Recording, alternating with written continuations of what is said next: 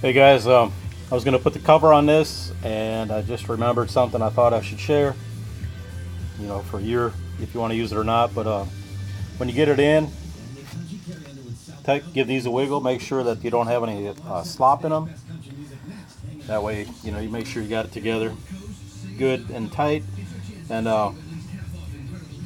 final thing is the grease. I use like a quart, or it depends. If I'm building like a regular traction lock, I'll mix like synthetic and regular, like 85 140.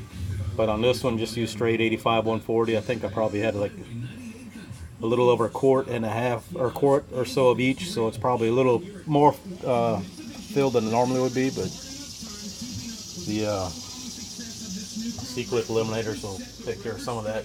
They tend to leak a little bit. Just marking their spot. That's all. See you.